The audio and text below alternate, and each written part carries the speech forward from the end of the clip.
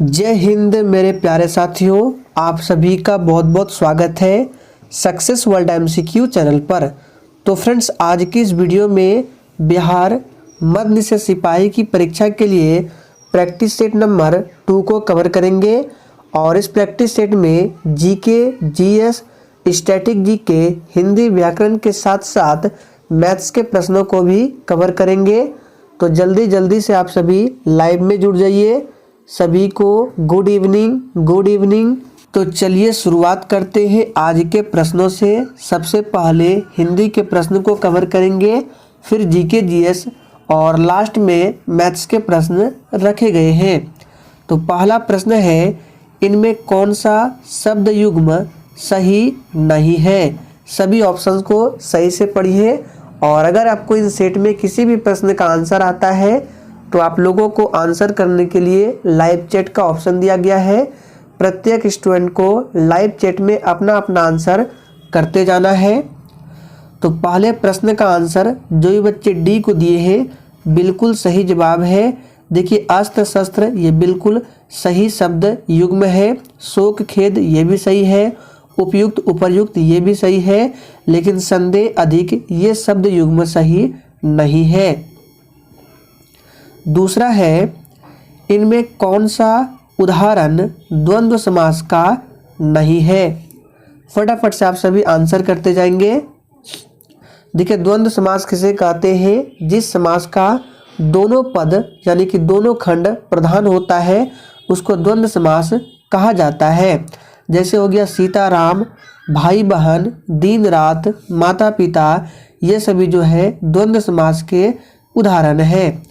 लेकिन D option जो है ये दशापति ये द्वंद्व समास नहीं है। और द्वंद्व समास में जो समासिक शब्द होते हैं इसके बीच में हाइफन यानी कि योजक का चिन्ह लगा रहता है। जैसे सीताराम है तो इसके बीच में आपको ये चिन्ह मिलेगा। रात दिन, माता पिता, ये सभी जो है द्वंद्व समास के उदाहरण है। तीसरा है, राजपुत्र में कौन सा समास है। चलिए आप सभी फटाफट से आंसर करते जाएंगे। राजपुत्र में कौन सा समास है? तो देखिए, राजपुत्र अगर इसका विग्रह करेंगे तो क्या होगा? राजा का पुत्र। तो इसमें देखिए चिन्ह जो आ रहा है का, यानी कि अगर कारक का कोई चिन्ह आता है समास विग्रह करने पर तो वो कौन सा समास होता है? तत्पुरुष समास होता है। तो राजपुत्र में कौन सा समास है? तत्पुरुष समास है। आगे देखिए, निम्नलिखित शब्दों में से सज्जन शब्द का उपयुक्त विलोम शब्द क्या होगा? चलिए चौथे के लिए फटाफट से आंसर बताएंगे। तो सज्जन का विलोम क्या होता है? दुर्जन होता है। जो ये बच्चे लाइव चैट में ऑप्शन सी को दिए हैं बिल्कुल सही आंसर है। नेक्स्ट है, किस शब्द में उपसर्ग का प्रयोग नहीं हुआ है। चलिए आप सभी 5 के लिए फटाफट से आंसर बताएंगे। तो ऑप्शन ए की बात करें, उत्कर्ष, इसमें उत उपसर्ग का प्रयोग हुआ है। नीरव में निह उपसर्ग का प्रयोग हुआ है। पराक्रम में परा उपसर्ग का प्रयोग हुआ है। लेकिन चतुराई में आई प्रत्यय का प्रयोग हुआ है। तो चतुराई में कोई भी उपसर्ग का प्रयोग नहीं हुआ है। चतुराई में आई प्रत्यय का प्रयोग हुआ है। तो डी ऑप्शन इस प्रश्न का बिल्कुल सही जवाब है। आगे है, रानी लक्ष्मीबाई खाली स्थान की शासिका थी। अब यहाँ से आपके जीके जीएस के प्रश्न स्टार्ट होते हैं। फटाफट से आंसर बताएंगे। रानी लक्ष्मीबाई कहाँ की शासिका थी? तो इस प्रश्न का सही जवाब जो ये बच्चे झांसी को दिए हैं बिल्कुल सही जवाब है। रानी लक्ष्मीबाई झांसी की शासिका थी। 7वां प्रश्न है, मराठा शासकों के प्रधानमंत्री कौन कहलाते थे। बहुत ही इंपॉर्टेंट प्रश्न है, आंसर बताएंगे। और देखिए, जितने भी मेरे पुराने स्टूडेंट हैं उन सभी को क्लास टाइमिंग के बारे में पता है। तो जितने भी न्यू स्टूडेंट हैं आप सभी को बता दें, ये जो क्लास है डेली रात 8 बजे लाइव चैट के साथ चलता है। और अगर आप लोग मध्य निषेध सिपाही एग्जाम के लिए नोट्स तैयार करना चाहते हैं तो आप लोग डेली रात 9 बजे की क्लास को अटेंड कर सकते हैं। तो 7वें प्रश्न का आंसर क्या होगा? मराठा शासन में पेशवा राजा का प्रधानमंत्री होता था। इसका कार्य संपूर्ण राज्य के शासन देखभाल करना होता था। तो सही जवाब है ए ऑप्शन पेशवा। आगे है, ऊन का सबसे ज़्यादा उत्पादन करने वाला देश कौन सा है? चलिए आप सभी 8 के लिए फटाफट से आंसर बताएंगे। तो देखिए, ऊन का सबसे ज़्यादा उत्पादन करने वाला देश ऑस्ट्रेलिया है। बी ऑप्शन इस प्रश्न का बिल्कुल सही आंसर है। अगला प्रश्न है, निम्नलिखित में से क्या प्रथम विश्व युद्ध में शहीद हुए भारतीय सैनिकों की याद में बनाया गया है? चलिए आप सभी 9 के लिए फटाफट से आंसर बताएंगे। तो देखिए, इस प्रश्न का सही जवाब है इंडिया गेट। इंडिया गेट को प्रथम विश्व युद्ध में शहीद हुए भारतीय सैनिकों की याद में बनाया गया है और इंडिया गेट दिल्ली में स्थित है। आगे है, भारत का सबसे लंबा नदी डेल्टा प्रदेश कौन है? बिल्कुल टॉप लेवल का प्रश्न है। चलिए आंसर करते जाए। और फ्रेंड्स, आप लोग डेली क्लास को अटेंड करें, क्योंकि अब आपके पास बिल्कुल भी समय नहीं बचा हुआ है। आपका एग्ज़ाम जनवरी के लास्ट वीक में हो जाएगा, इसलिए आप लोग डेली क्लास को अटेंड करें। तो भारत का सबसे लंबा नदी डेल्टा प्रदेश कौन सा है? तो सही जवाब है गंगा। सी ऑप्शन जो ही बच्चे दिए हैं बिल्कुल सही जवाब है। गंगा डेल्टा विश्व का सबसे बड़ा डेल्टा है। यह पश्चिम में हुगली नदी से पूरब में मेघना नदी तक फैला हुआ है। आगे है, भारतीय राष्ट्रीय कांग्रेस का उद्देश्य पूर्ण स्वराज के रूप में कब घोषित किया गया? वेरी वेरी इंपॉर्टेंट प्रश्न है। चलिए आंसर बताएंगे। और आप लोग ये भी कमेंट करके बताएंगे कि भारतीय राष्ट्रीय कांग्रेस के किस अधिवेशन में पूर्ण स्वराज का मांग रखा गया था। देखते हैं कितने बच्चे आंसर करते हैं। तो इस प्रश्न का सही जवाब क्या है? बी ऑप्शन 26 जनवरी 1930 को। आगे देखिए, फिल्म इंडस्ट्रीज से संबंधित कौन व्यक्ति बिहार से संबंधित है? तो फिल्म इंडस्ट्री से संबंधित प्रकाश झा बिहार से संबंधित है। सही जवाब है ए ऑप्शन प्रकाश झा। आगे है, मोरेन कहाँ बनते हैं?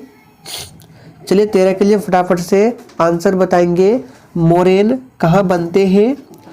तो देखिए, ग्लेशियर द्वारा बहाकर लाए गए मलबे को मोरेन कहते हैं। तो मोरेन जो है ये हिमानी क्षेत्र में बनते हैं। सी ऑप्शन इस प्रश्न का बिल्कुल सही जवाब है। आगे देखिए, बिहार में उग्रवादी गतिविधियों में बढ़ोतरी के कौन से कारण है? चलिए आप सभी 14 के लिए फटाफट से आंसर बताएंगे। तो ध्यान से सुनिए, बिहार राज्य में उग्रवाद जन्म लेने का मुख्य कारण है भूमि सुधारों का अभाव, सरकार की उदासीनता, मजदूरी की निम्न दर और सामंतों द्वारा शोषण। तो देखिए, इस प्रश्न का सही जवाब है डी ऑप्शन उपयुक्त सभी। बिहार का राजकीय पशु क्या है? चलिए आंसर बताएंगे। देखिए, राजकीय पशु हो गया, राजकीय वृक्ष हो गया, राजकीय पुष्प हो गया, ये सभी प्रश्न एग्जाम में पूछे आते हैं। तो राजकीय पशु पूछे तो बैल राजकीय पशु है। राजकीय वृक्ष पूछा जाता है तो पीपल जो है ये राजकीय वृक्ष है। और राजकीय पक्षी क्या है? तो गोरैया। सभी को नोट कर लीजिए, राजकीय पक्षी गोरैया। राजकीय पुष्प पूछे तो गेंदा जो है राजकीय पुष्प है। राजकीय वृक्ष पीपल है। राजकीय पशु बैल है। इन सभी को ध्यान रखना है। आगे देखिए, एल्यूमिनियम परमाणु में इलेक्ट्रॉन का विन्यास क्या है? चलिए 16 के लिए फटाफट से आंसर बताएंगे। तो एल्युमिनियम का परमाणु क्रमांक होता है 13 और इसका इलेक्ट्रॉनिक विन्यास होता है 2, 8, 3। तो देखिए ऑप्शन ए में दिया गया है। आगे है, टिंडल प्रभाव प्रकाश के खाली स्थान से संबंधित है। तो 17 का आंसर क्या होगा? देखिए, टिंडल प्रभाव को टिंडल प्रकीर्णन के रूप में भी जाना जाता है। यह कणों द्वारा कोलाइड में प्रकाश का प्रकीर्णन है। तो इसका सही जवाब क्या होगा? बी ऑप्शन प्रकीर्णन। किसी विद्युत सर्किट के दो बिंदुओं के मध्य एक इकाई आवेश के स्थानांतरण में हुआ कार्य क्या कहलाता है? बहुत ही सिंपल प्रश्न है और इम्पोर्टेंट है। तो इसका सही जवाब जो ही बच्चे विभवांतर को दिए हैं बिल्कुल सही जवाब है। प्रतिरोध का मात्रक क्या होता है? ओम। शक्ति का वाट होता है। आगे है सिलिकॉन क्या है? फटाफट से आंसर करते जाएंगे। सिलिकॉन क्या है? तो देखिए सिलिकॉन जो है ये एक प्रकार का अर्धचालक है। ए ऑप्शन जो ही बच्चे दिए हैं आपका बिल्कुल सही जवाब है। नेक्स्ट है आणविक कक्षा का अभिन्यास किससे नियंत्रित होता है? और देखिए अगर आप लोगों को सेशन पसंद आता है तो आप सभी से रिक्वेस्ट है कि सेशन को आप सभी दिल से ज़रूर लाइक किया करें। तो देखिए इस प्रश्न का सही जवाब क्या होगा? चुंबकीय क्वांटम संख्या। ध्यान से सुनिए, क्वांटम संख्या 4 इलेक्ट्रॉनों का समूह है जो एक परमाणु के इलेक्ट्रॉन के बारे में पूर्ण सूचना देते हैं, जैसे कि ऊर्जा हो गया, कक्षा में इलेक्ट्रॉन की उपस्थिति, आकार, आकृति और कक्षा का अविन्यास के बारे में बताते हैं। और आणविक कक्षा का अविन्यास जो है ये चुंबकीय क्वांटम संख्या द्वारा नियंत्रित होता है। तो पूछा भी गया है कि आणविक कक्षा का अविन्यास किससे नियंत्रित होता है? तो चुंबकीय क्वांटम संख्या से। नेक्स्ट क्वेश्चन, पशुओं में हीमोग्लोबिन के सदृश पौधों में कौन सा अणु होता है? तो देखिए इस प्रश्न का सही जवाब क्या होगा? क्लोरोफिल। ध्यान रखना है। नेक्स्ट क्वेश्चन, पौधे किसकी अधिकता के कारण मुरझाने लगते हैं? चलिए आंसर बताएंगे। बहुत ही बेहतरीन प्रश्न है। इस तरह के प्रश्न एग्जाम में पूछे जाते हैं। तो 22 का आंसर क्या होगा फटाफट से बताएंगे। देखिए आमतौर पर वाष्पीकरण या वाष्पोत्सर्जन से पौधों में पानी की कमी हो जाती है, जिसके कारण पौधे क्या होते हैं? मुरझाने लगते हैं। तो सही जवाब है वाष्पोत्सर्जन की अधिकता के कारण मुरझाने लगते हैं। नवजात बच्चों के लिए सबसे आदर्श भोजन निम्नलिखित में से क्या है? तो देखिए नवजात बच्चे के लिए सबसे अच्छा भोजन जो होता है माँ का दूध होता है। डी ऑप्शन इस प्रश्न का बिल्कुल सही आंसर है। नेक्स्ट क्वेश्चन, रक्तचाप किसका अधिक स्राव होने से बढ़ सकता है? और एक सामान्य मनुष्य का रक्तचाप यानी ब्लड प्रेशर कितना होता है? 120/80 होता है। इसको ध्यान रखें, पूछा जाता है। और प्रश्नों को बताते हैं। ब्लड ग्रुप का खोज किसने किया था यानी रक्त समूह का? तो कार्ल लैंडस्टीनर ने रक्त समूह का खोज किया था। यहाँ पे पूछ रहा है कि रक्तचाप किसका अधिक स्राव होने से बढ़ सकता है? तो 24 का आंसर है option A thyroxine. A option जो ही बच्चे दिए हैं बिल्कुल सही जवाब है। थायरॉक्सिन के अत्यधिक स्राव से हृदय गति में वृद्धि, उच्च रक्तचाप और घबराहट उत्पन्न होती है। इसका सही जवाब है थायरॉक्सिन। पीलिया रोग किसे प्रभावित करता है? चलिए 25 के लिए आंसर बताएंगे। तो हमने आपको बहुत बार बताया है पीलिया रोग से शरीर का कौन सा अंग डैमेज होता है? तो यकृत है। बी ऑप्शन सही जवाब है। आगे देखिए कोलेस्ट्रॉल किस में नहीं होता है? चलिए आप सभी 26 के लिए फटाफट से आंसर बताएंगे। कोलेस्ट्रॉल किस में नहीं होता है? तो इस प्रश्न का सही जवाब है A option ground nut oil में कोलेस्ट्रॉल नहीं होता है, यानी मूंगफली के तेल में। नेक्स्ट क्वेश्चन, प्रतिजन क्या होता है? तो देखिए प्रतिजन क्या होता है? ये प्रतिरक्षी निर्माण के लिए उद्दीपन है। सी ऑप्शन इस प्रश्न का बिल्कुल सही आंसर है। यूएसबी क्या है? यानी इस तरह से यूएसबी क्या है इसका फुल फॉर्म बताना है। तो यूएसबी का फुल फॉर्म होता है यूनिवर्सल सीरियल बस, जो कि ऑप्शन सी में दिया गया है। आगे देखिए अकबर द्वारा फतेहपुर सीकरी की स्थापना किस वर्ष की गई थी? तो देखिए अकबर द्वारा फतेहपुर सीकरी की स्थापना की गई थी 1571 में। बी ऑप्शन जो ही बच्चे दिए हैं बिल्कुल सही जवाब है। अकबर ने 1582 में दीन ए इलाही धर्म की स्थापना की थी। दक्षिणी ध्रुव कितने डिग्री अक्षांश पर स्थित है? बिल्कुल टॉप लेवल का प्रश्न है, आप सभी फटाफट से आंसर करते जाएंगे। और देखिए सेशन के लास्ट में आप लोग अपना अपना स्कोर जरूर देना है, बिल्कुल ईमानदारी पूर्वक। तो दक्षिणी ध्रुव कितने डिग्री अक्षांश पर स्थित है? सही आंसर है 90 डिग्री। आगे देखिए नेपोलियन बोनापार्ट किस देश का निवासी था? और जिसने अभी तक लाइक नहीं किया है फटाफट से सेशन को लाइक करें। और इसका पीडीएफ आपको टेलीग्राम पर मिल जाएगा। टेलीग्राम का लिंक इसी वीडियो के नीचे डिस्क्रिप्शन बॉक्स में दिया गया है। तो नेपोलियन बोनापार्ट फ्रांस देश के निवासी थे। सी ऑप्शन इस प्रश्न का बिल्कुल सही आंसर है। भारतीय राष्ट्रीय कांग्रेस की पहली महिला अध्यक्ष कौन बनी थी? तो प्रश्न को ध्यान से पढ़िए। भारतीय राष्ट्रीय कांग्रेस की सिर्फ महिला अध्यक्ष पूछे तो सही आंसर है एनी बेसेंट।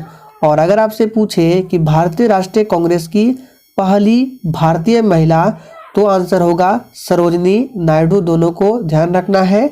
भारतीय राष्ट्रीय कांग्रेस की स्थापना 28 दिसंबर 1885 को A.O. ह्यूम के नेतृत्व में किया गया था। और इसके प्रथम अध्यक्ष कौन बने थे? तो W.C. बनर्जी यानी कि व्योमेश चंद्र बनर्जी प्रथम। मुस्लिम अध्यक्ष कौन थे? बदरुद्दीन तैयब जी, सुनते जाइए। और प्रथम अंग्रेज अध्यक्ष पूछे तो जॉर्ज यूले। आगे देखिए नागार्जुन सागर प्रोजेक्ट किस नदी पर स्थित है? तो नागार्जुन सागर प्रोजेक्ट जो है ये कृष्णा नदी पर स्थित है। डी ऑप्शन इस प्रश्न का बिल्कुल सही जवाब है। गंगा नदी ये भारत की सबसे लंबी नदी है।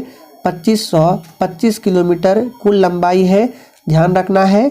लेकिन दक्षिण भारत की लंबी नदी पूछे तो आपको आंसर करना है गोदावरी। प्रश्न को ध्यान से सुनिए। सिर्फ पूछे भारत की सबसे लंबी नदी तो गंगा और दक्षिण भारत की गोदावरी।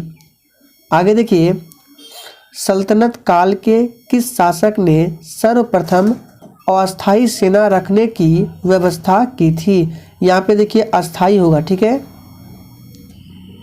चलिए आंसर बताएंगे। तो 34 का आंसर ऑप्शन बी हो जाएगा, अलाउद्दीन खिलजी। नेक्स्ट है अंतर्राष्ट्रीय श्रम संगठन का मुख्यालय कहाँ स्थित है? अच्छा आप लोग बताएंगे द हेग में किसका मुख्यालय है? फटाफट से लाइव चैट में आंसर करेंगे, वेट कर रहे हैं। द हेग में किसका मुख्यालय है? तो याद कीजिए हमने आपको बताया था अंतर्राष्ट्रीय न्यायालय का मुख्यालय पूछे तो द हेग में है। WTO, WHO, अंतर्राष्ट्रीय श्रम संगठन ये सभी का मुख्यालय कहाँ है? तो स्विट्जरलैंड के जिनेवा में। स्विट्जरलैंड की राजधानी कहाँ है? तो बर्न है, ध्यान रखना है। लंदन टेम्स नदी के किनारे बसा हुआ है।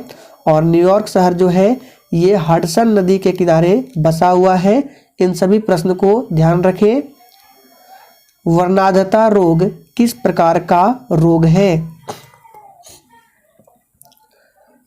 तो 36 नंबर का आंसर क्या होगा? वर्णांधता रोग किस प्रकार का रोग है? इस तरह के प्रश्न आपके एग्जाम में पूछे आते हैं। तो ये एक आनुवांशिक रोग है। आगे देखिए भारत में सर्वप्रथम गठित सहकारी समितियां कौन सी थी? वेरी वेरी इंपॉर्टेंट प्रश्न है। तो बात करें भारत में सर्वप्रथम गठित सहकारी समितियां कौन सी थी? तो ये कृषि सहकारी समितियां थी। आगे देखिए विक्टोरिया द्वीप किस महासागर में स्थित है? तो 38 का आंसर जो ही बच्चे लाइव चैट में प्रशांत महासागर को दिए हैं बिल्कुल सही जवाब है। आप लोग कमेंट करके बताएंगे मेरियाना गर्त ये किस महासागर में स्थित है। देखते हैं कितने बच्चे आंसर देते हैं। आगे देखिए गोमतेश्वर की मूर्ति कहाँ स्थित है? तो देखिए मेरियाना गर्त बहुत बच्चे प्रशांत महासागर को दिए हैं, जो कि बिल्कुल सही जवाब है। मेरियाना गर्त जो है ये सबसे गहरी खाई है, ये प्रशांत महासागर में स्थित है। तो गोमतेश्वर की मूर्ति कहाँ स्थित है? इसका सही जवाब है सी ऑप्शन, श्रवणबेल गोला। सी ऑप्शन जो ही बच्चे दिए हैं बिल्कुल सही जवाब है। राज्य पूछे तो ये कर्नाटक राज्य में है, ध्यान रखें। आगे देखिए बाबर का मकबरा कहाँ स्थित है? फटाफट से आंसर बताएंगे। याद कीजिए हमने आपको बताया था बाबर का मकबरा, अकबर का मकबरा, शेरशाह का मकबरा, इन सभी के बारे में बताया था। हुमायूं का मकबरा, तो बाबर का मकबरा जो है काबुल में है। अकबर का मकबरा पूछे सिकंदरा में है। शेरशाह सूरी का मकबरा पूछे सासाराम में है। आप लोग कमेंट करके बताएंगे हुमायूं का मकबरा कहाँ स्थित है। आगे देखिए सर क्रीक कहाँ स्थित है? और जितने भी आपको एक्स्ट्रा फैक्ट बताते हैं, अगर आप लोगों को नहीं पता है तो आप लोग नोट डाउन करते जाएं। तो सर क्रीक कहाँ स्थित है? ये कच्छ के रन में स्थित है। आगे देखिए निगम कर किस कर के अंतर्गत आता है? बहुत ही इम्पोर्टेंट प्रश्न है, इसको खासकर ध्यान रखें। तो निगम कर जो है ये केंद्र सरकार के प्रत्यक्ष कर के अंतर्गत आते हैं। ए ऑप्शन इस प्रश्न का बिल्कुल सही आंसर है। 1942 में टोक्यो में इंडियन इंडिपेंडेंस लीग की स्थापना किसने की थी? टोक्यो ये जापान की राजधानी है। तो टोक्यो में इंडियन इंडिपेंडेंस लीग की स्थापना किसने की थी? इसका सही जवाब है रास बिहारी बोस ने। कोपेनहेगन किस देश की राजधानी है? तो कोपेनहेगन जो है ये किस देश की राजधानी है? तो ये डेनमार्क की राजधानी है। ए ऑप्शन बिल्कुल सही जवाब है। नॉर्वे की राजधानी ओस्लो है, नोट करते जाएं। नॉर्वे की राजधानी ओस्लो है। और नीदरलैंड की राजधानी कहाँ है? तो एम्स्टर्डम। यहाँ पे नाम लिख देते हैं सही से। नीदरलैंड की राजधानी है एम्स्टर्डम, ध्यान रखें इन सभी को। नॉर्वे का ओस्लो, डेनमार्क कोपेनहेगन। आगे देखिए अन्नपूर्णा पर्वत शिखर किस देश में स्थित है? फटाफट से आंसर बताएंगे। हमने आपको बताया था सेवराय की पहाड़ियाँ, ये पूछा गया प्रश्न है आपके एग्जाम में। सेवराय की पहाड़ियाँ तमिलनाडु राज्य में स्थित है। अन्नपूर्णा पर्वत किस देश में स्थित है? इसका सही जवाब है ये नेपाल में स्थित है। आगे देखिए प्रथम भारतीय नोबेल पुरस्कार विजेता रविंद्रनाथ टैगोर को साहित्य के क्षेत्र में किस वर्ष नोबेल पुरस्कार प्रदान किया गया? अब देखिए आपके यहाँ से 3 प्रश्न बन रहे हैं। सबसे पहला प्रश्न कि प्रथम भारतीय नोबेल पुरस्कार विजेता कौन है? रविंद्रनाथ टैगोर है। दूसरा प्रश्न है कि रविंद्रनाथ टैगोर को किस क्षेत्र में नोबेल पुरस्कार मिला? तो याद रखेंगे इनको मिला था किस क्षेत्र में? तो साहित्य के क्षेत्र में, गीतांजलि के लिए। ध्यान रखेंगे किसके लिए? गीतांजलि के लिए। और तीसरा बनता है कब मिला था? तो 1913 में। अमर्त्य सेन को 1998 में किस क्षेत्र के लिए नोबेल पुरस्कार प्रदान किया गया? तो ध्यान रखिएगा 1998 में अमर्त्य सेन को नोबेल पुरस्कार मिला था। किस क्षेत्र में, किसके लिए? तो अर्थशास्त्र के क्षेत्र में दिया गया था। ध्यान रखें अर्थशास्त्र के जनक कौन है? तो एडम स्मिथ है। आगे देखिए क्रायोलाइट किस धातु का अयस्क है? और देखिए अभी तक आप लोगों ने लाइक नहीं किया है, तो जितने भी लोग सेशन को वॉच कर रहे हैं सभी लोग सेशन को फटाफट से लाइक करें। तो क्रायोलाइट किस धातु का अयस्क है? एल्यूमिनियम का है। पीलिया रोग से संबंधित अंग कौन से हैं? यानी पीलिया होने से कौन सा अंग डैमेज होता है? तो अभी हमने बताया था यकृत। ए ऑप्शन जो ही बच्चे दिए हैं बिल्कुल सही आंसर है। चलिए अब यहाँ से आपके मैथ्स के प्रश्न स्टार्ट होते हैं। तो यहाँ पे देखिए एक इक्वेशन दिया गया है, इसको सॉल्व करना है, ए का मान ज्ञात करना है। तो बहुत ही सिंपल है, क्रॉस मल्टीप्लाई करेंगे तो कितना हो जाएगा? 7a + 28 इज इक्वल टू आ जाएगा यहाँ पे 5a -10।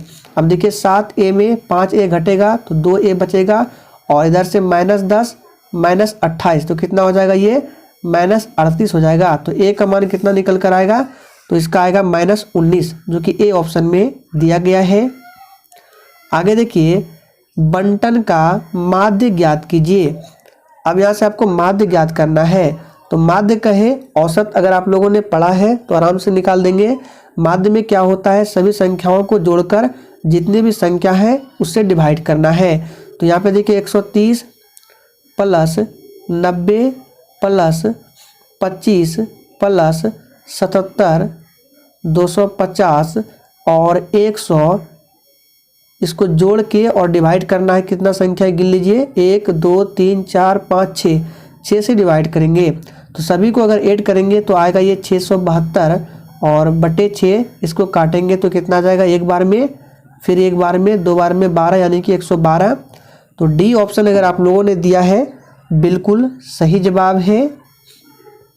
आगे देखिए सरल कीजिए, इसको सरल करना है। और देखिए मैथ्स के बिल्कुल इजी प्रश्न इसी तरह के एग्जाम में पूछे आते हैं। तो कैसे सॉल्व करेंगे, तो देखिए सबसे पहले इसको हल करते हैं, उसके बाद इसको करेंगे क्योंकि जगह नहीं है।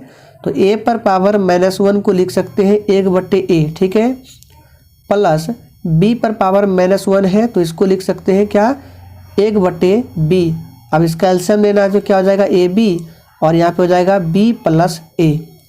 इसको याद रखेंगे। चलिए कट करते हैं, दूसरा निकालते हैं। तो दूसरा देखिए है a पर पावर -2 तो इसका आ जाएगा 1/a पर पावर 2 माइनस 1/b पर पावर 2।